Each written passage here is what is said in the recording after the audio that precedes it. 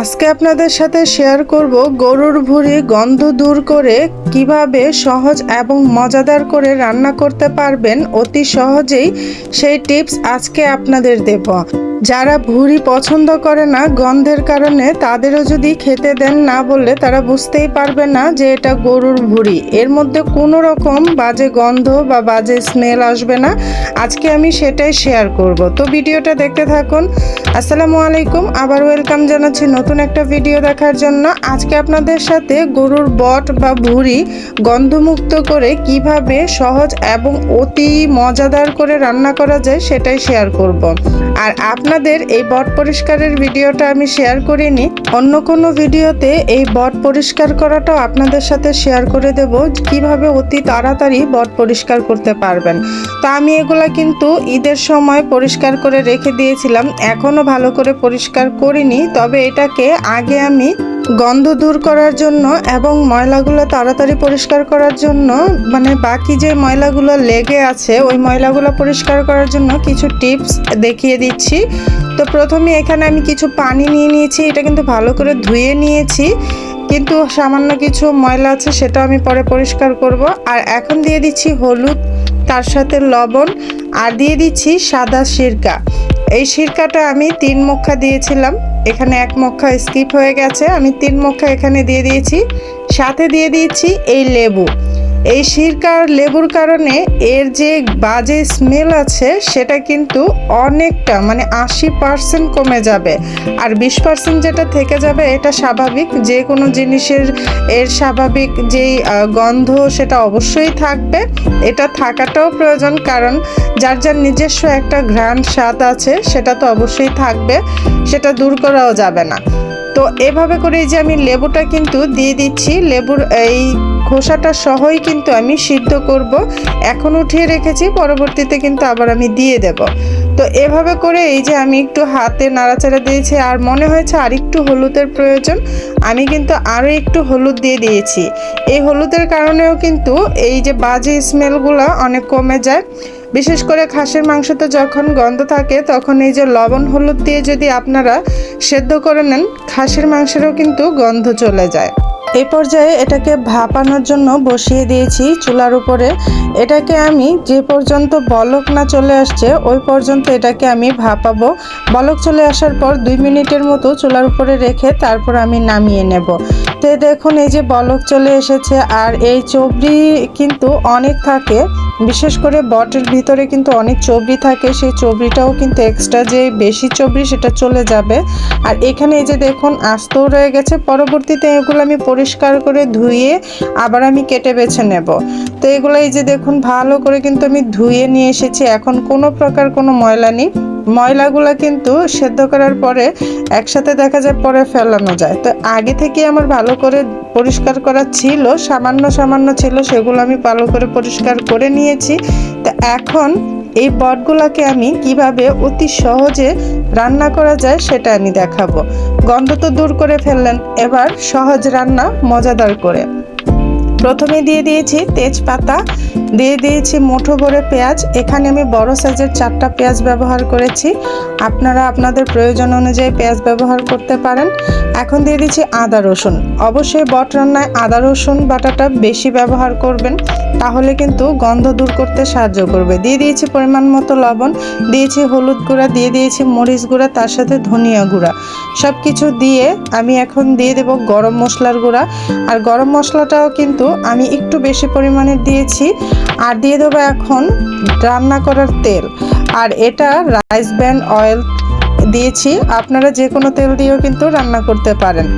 আর এটা এখন মাখিয়ে নেব। আর আমি আগেই কিন্তু চুলার উপরে বসিয়ে এটা মাখাচ্ছি, তো নিচেটা অনেক গরম হয়ে গেছে, আমি ভালো করে মেশাতে পারিনি, আমি পরে চামিচ দিয়ে মিশিয়ে নেব। তো এই তো একদম হাত দিয়ে আমি একটু মিশিয়েছি। আর এটাকে অনেক মজা এবং গন্ধ আরও দূর করতে দিয়ে দেব এখানে রসুন। এই রসুন, আস্ত রসুন দিয়ে রান্না করলে কিন্তু গরুর মাংস খেতে বেশ মজা হয়। আর এরকম আস্ত রসুন দিয়ে বট রান্না করে খেয়ে দেখবেন, মানে কি যে মজা হয় সেটা না খেলে বুঝতে পারবেন না। তো আজকের এই নানান ধরনের টিপসগুলা, গন্ধ দূর করার এবং অতি মজাদার করার টিপসগুলো কিন্তু অবশ্যই আপনারা জেনে রাখবেন বা এরকম করে রান্না করে দেখবেন। এখন তো সবার ঘরেই কম বেশি ভুঁড়ি আছে, গরুর ভুঁড়ি বা বট আছে। আপনারা একবার হলো এইভাবে ট্রাই করে দেখবেন, দেখবেন কতটা মজা হয় নর্মালি যখন রান্না করেন আর এই পদ্ধতিতে রান্না করলে ডিফারেন্স অনেক পাবেন। তো আমার কিন্তু এটা ভালো করে নাড়াচাড়া দিয়ে আমি কিন্তু সামান্য পানি দিয়ে দিয়েছিলাম হাতটা ধুয়ে। তো এখন আমি যে কষাতে বসে দিয়েছি, যেহেতু সব মশলাগুলো এখনও গন্ধ যায় নেই, কাঁচা গন্ধটা, তো কাঁচা গন্ধটা যাওয়ার জন্য আমি ভালো করে একটু কষিয়ে নেব। এটা প্রায় 10 মিনিটের মতো আমি কষাবো। কষানো হলে তারপর এর মধ্যে আমি পানি দেব। তো এই ভুঁড়ি রান্নাটা আপনারা একবার হলো ট্রাই করে দেখবেন, দেখবেন আপনারা যে রান্না করেন তার চাইতেও 80% গন্ধ কম পাবেন, আর 20% ন্যাচারাল এটার গন্ধ এটার মধ্যে থাকবেই। সেটা দূর করার চেষ্টা করবেন না বা করা যাবেও না, কারণ সেই গন্ধটা না থাকলে আপনারা যে ভুঁড়ি খাচ্ছেন ভুঁড়ির তো টেস্ট পাবেন না। তো এই তো আমার কিন্তু ভুঁড়িটা কষানো হয়ে গেছে, পেঁয়াজটাও অনেকটা নরম হয়ে গেছে, একদম কিন্তু পানি নেই। তা আমি এ পর্যায়ে পানি দিয়ে দিচ্ছি। আমরা জানি মাংসর চাইতে ভুঁড়ি কিন্তু রান্না করতে অনেক সময় লাগে। আমার এই পদ্ধতিতে রান্না করলে ভুঁড়ি রান্নার অনেকটা কম সময় লাগবে, অনেক বেশি সময় লাগবে না এবং অনেক মজাদার হবে, নরমও হবে। তো ভুঁড়ি রান্না করার জন্য কিন্তু এই টেকনিকগুলো অবশ্যই ফলো করবেন, আর এই রসুন দিয়ে অবশ্যই রান্না করার চেষ্টা করবেন, দেখবেন অনেক মজা হয় অনেক।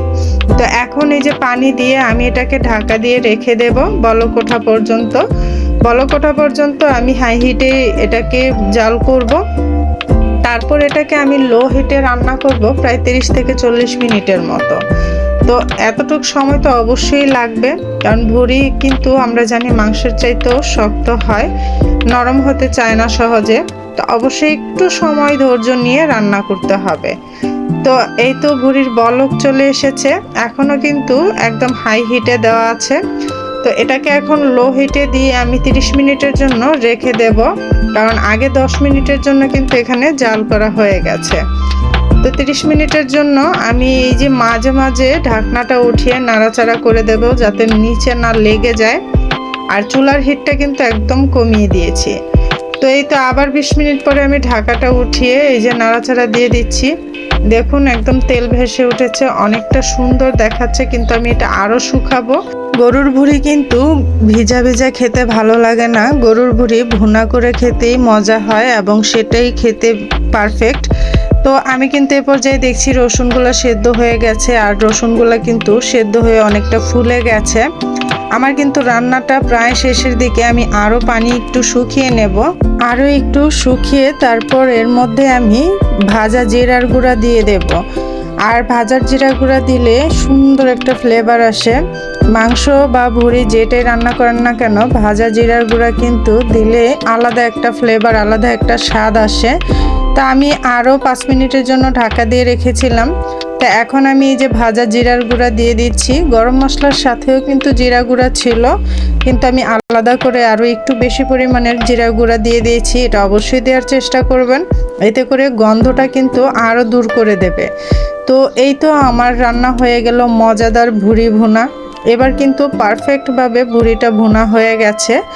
এই মজাদার ভুঁড়ি অথবা গরুর বট যে যেটাই বলেন না কেন, এইভাবে করে একবার ট্রাই করবেন, মুখে লেগে থাকার মতো স্বাদ। যারা কোনোদিনও গন্ধের কারণে ভুঁড়ি পছন্দ করেন না তারাও এটা একদম চেটেপুটে খাবে।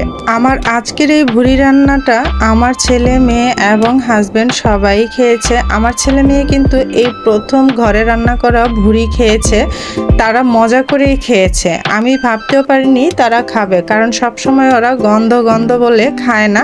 তো এবার কিন্তু এইভাবে রান্না করার পরে তারা খুব মজা করে খেয়েছে। আশা করি আপনার ঘরের যারা না পছন্দ করে এই ভুঁড়ি অথবা বট তারাও খাবে। তো অবশ্যই আপনারা এভাবে ট্রাই করবেন। তো বন্ধুরা, কেমন লাগলো আজকের এই গন্ধমুক্ত ভুঁড়ি ভুনা? আর এই গন্ধমুক্ত ভুঁড়ি ভুনা করতে কিন্তু সময় একটু লাগবে, কিন্তু সময়ের কথা চিন্তা না করে মজাদার করে ভুঁড়ি রান্না করতে হলে একটু ধৈর্য নিয়ে অবশ্যই রান্না করতে হবে। ভুঁড়ি ভুনা কিন্তু খুব ঝটপট রান্না করা যায় না, তাহলে ভুঁড়িটা সেদ্ধ হবে না। অবশ্যই একটু সময় নিয়ে রান্না করবেন। তো বন্ধুরা, ভুঁড়ি রান্নার ফাইনাল লুক আমি আর আপনাদের সাথে এটা পরিবেশন করে দেখাতে পারলাম না, কারণ এখানেই আমার অর্ধেকটা শেষ করে দিয়েছে, কারণ গরম গরম আমার পরিবার কিন্তু এটা নিয়ে খাওয়া শুরু করে দিয়েছে। আপনারাও ট্রাই করবেন।